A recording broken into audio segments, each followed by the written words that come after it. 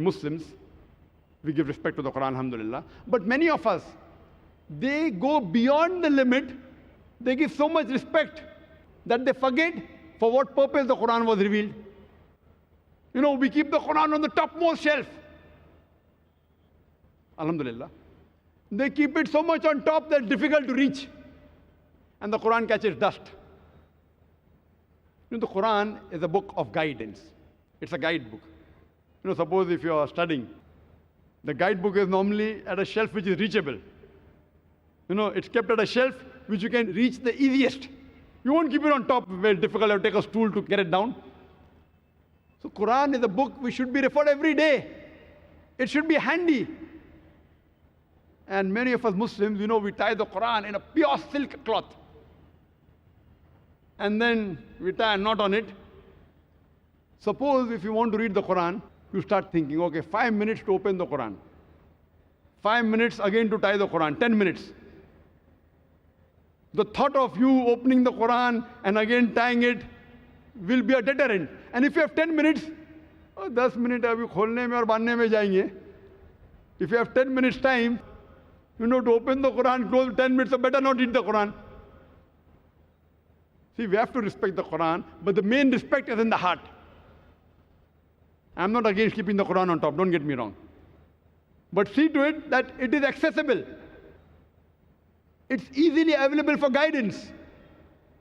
Many of us Muslims, before touching the Quran, we scrutinize 1,000 things as though it's an RDX bomb.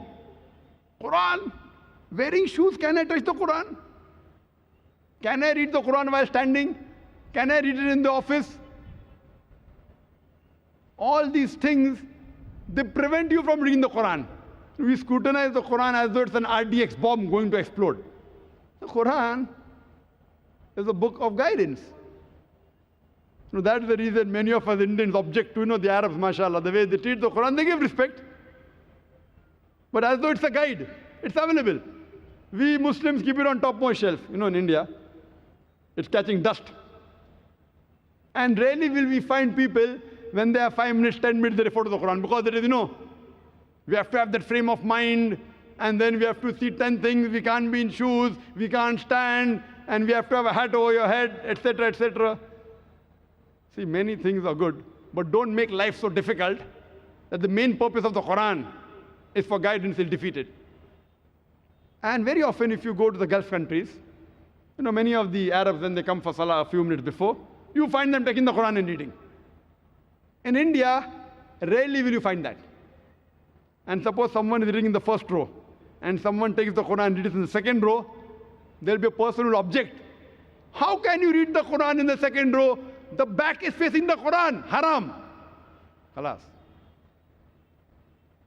And if you have to sit in the mosque, and suppose at your home or in the mosque, if by mistake, if you happen to read the Quran while your back facing Qibla, khalas, you will get fatwa, haram. You can't read the Quran with your back facing the Qibla, back facing the Kaaba. I've been to Haram several times in Makkah. Several times. They have this Talim al-Quran, they have the Hifz classes, and the students sit in rows. Many of the backs face the Quran of the other student who's carrying a Quran in the hand. And many a time the teacher is facing the Kaaba and the students' backs are facing the Kaaba. So where do they get this from? Which verse of the Quran, which hadith, I don't know. So we have to love the Quran, we have to respect, but we have to know that the main reason the Quran was revealed was for hidayah, was for guidance. Once there was an Indian Imam, very good Qari. He went to Saudi Arabia. And because he was famous, it was Maghrib time. So they told the Qari, they told the Imam, Imam, you lead the Salah.